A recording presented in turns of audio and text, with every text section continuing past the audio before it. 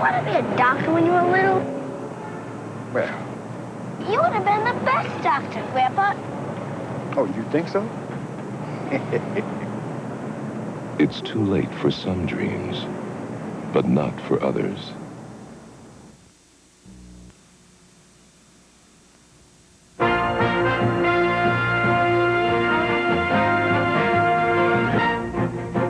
CNN Headline News, I'm Jenny West, sitting in for Lynn Vaughn. South African President F.W. de Klerk is caught between a rock and a hard place as he tries to please both his white minority parliament and black groups demanding a share of the power. He's offering an interim government with black involvement that would have to be approved by the white minority. But African National Congress leader Nelson Mandela is rejecting that plan if it includes a lengthy transition to a shared government. Jeremy Thompson has more. The marching bands drummed in what could be South Africa's last white-dominated parliament. The president's multiracial honor guard, a poignant reminder that while blacks can die for South Africa, they still can't vote for it. F.W. de Klerk came armed with promises that all that will soon change. But for all the pomp, this parliament has suddenly become a political sideshow. The president all but admitted that CODESA, the Forum for Democratic Negotiation, was now the nation's driving force. Unlike the dramatic revelations of the last 2 years, he was left offering proposals instead of policies, suggesting that constitutional changes drawn up by CODESA should be put to a referendum of all South Africans. The president insisted his white government wasn't dragging its feet. There is a suspicion that the government's proposal concerning transitional government is designed to ensure continued domination by whites, or at least to the drawn-out withholding of full participation by black South Africans. I wish to put it clearly that there are no grounds for this suspicion. Though Mr. de Klerk made a fresh commitment to a fully representative government of transition, he said the principle of self-determination was still open to negotiation, a clear sop to right-wingers who want a white homeland. As President de Klerk tried to both reassure worried whites and to satisfy the demands of the black majority, he sounded like a man struggling to control the runaway process of change.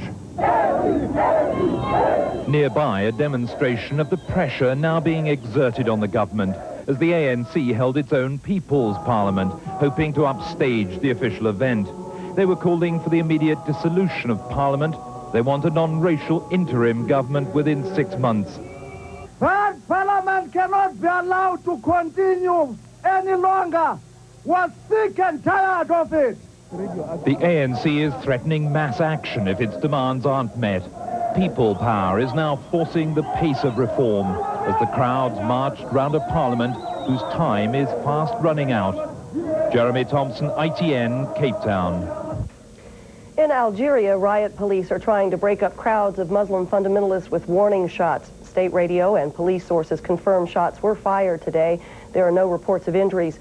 12 journalists were also reportedly arrested in the crackdown. The Algerian government banned public gatherings of the fundamentalists outside mosques after it seized power and called off elections. The Islamic Salvation Front seems certain to win.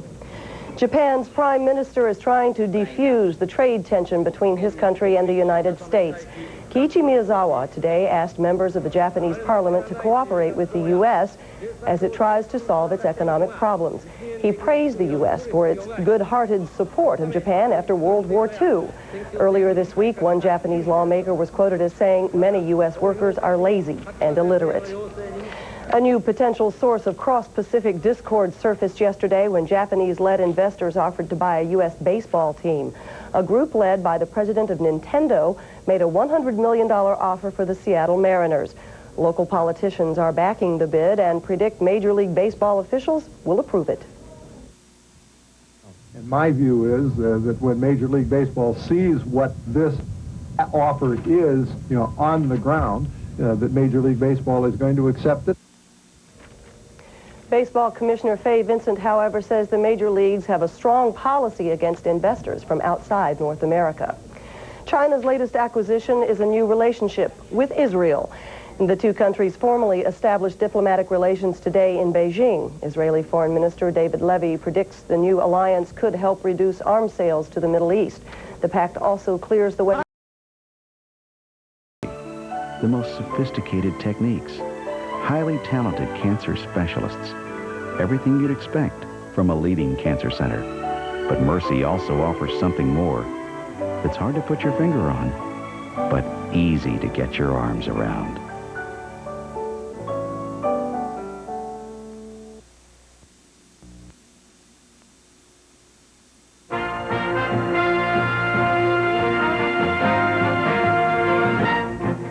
Headline News, I'm Chuck Roberts. One of the world's richest men wants to buy Seattle's Major League Baseball franchise for an even $100 million, but the timing could undo the deal. The president of the Japanese video game maker Nintendo made the offer at a time of growing American sentiment against Japan's dominance of the U.S. economy. Baseball Commissioner Fay Vincent said he doubts the team owners would agree to the sale. Nintendo's president says the Seattle interests made the first move. This was a request from Washington State. The governor of Washington and senator sent a letter of request to me. We have given it serious consideration and have decided to accept the request. The Mariners baseball team has been losing money and games for most of its existence. The team enjoyed its most successful year, though, in 1991. But rumors of a sale hurt attendance and motivated Seattle leaders to look for a new owner. The French health minister told all that country's surgeons today to stop using silicone breast implants until a safety review is done. Bruno Diraud also urged women with the implants to undergo close medical supervision. The U.S. Food and Drug Administration has scheduled a 3-day meeting next month for an advisory panel to review evidence on the implant safety. And until then, U.S. doctors are also being asked to hold off on new implant operations. Other medical news, women can now protect themselves from sexually transmitted diseases instead of having to rely solely on their partners. There is now a female condom. Margaret Lowry has details. This bit of polyurethane is the latest weapon on the female front of the sexual revolution. Each device is tested for minute leaks. The device, the female condom. Males are not always willing to use barrier contraception such as condom. So this puts the power of prevention of disease into the hands of the woman. Dr. Mercer, an early researcher of the female condom, says that's what makes it unique. For the first time ever, giving women direct control over efforts to protect themselves from diseases such as AIDS. The long-awaited condom for women. Femidom, of Danish design and British manufacture, recently debuted in Switzerland, the first market in Europe, expected to hit Japan in 1993.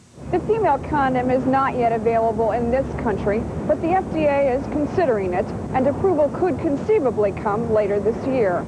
Wisconsin Pharmacal has tested some 1,700 couples in 11 different countries, over 30,000 uses. They find most women tested like it, and most men not only like it, they actually prefer it to the male condom. Because the device is less constricting, it does give them more of a freer sensation. Of course, it is still a barrier device, and it's not the same as unrestricted sex, but it does give them more sensation. Pushing the inner ring into the lower part of the vagina. Inserted like a tampon, it looks easy to use. I think it's about time that women and men share their responsibility, and that way everybody can be protected. I think it's a great idea. It really puts control in the female's hands where it usually is not. And if we can make another choice, I think that'd be really good. It is less likely to rip or tear than a male condom, and it's also a more effective barrier. Thus, at $2 plus each, it costs more, but may be a better value than its male counterpart. In the age of AIDS, it just may be that the time is right for a female condom. Margaret Lowry, CNN, Chicago. Another and different kind of device for protection is the sexual consent form, now available in Canada in a discreet black booklet. It has spaces for people to sign showing they're mutually agreeing to have sex. There are also spaces for where the act occurred, what method of birth control, if any, was used, and if either person was under the influence of drugs or alcohol. The idea was created by a woman who claims people have been scared away from social relationships by the William Kennedy Smith sexual assault trial and other stories of sexual abuse. Many residents of the former Soviet Union aren't predicting happy days ahead. A poll commissioned by CNN surveyed hundreds of residents in Russia, Ukraine, and Kazakhstan. It shows only 3% of Russians questioned believe their standard of living is better than it was a year ago. 47% say it's worse. Almost a third feel it's much worse. 39% of the Russians polled predicted another coup will occur soon. In Ukraine and Kazakhstan, about a quarter believe another coup is possible. 2,000 scientists from the former Soviet Union may soon have new jobs courtesy of the United States. Today's Los Angeles Times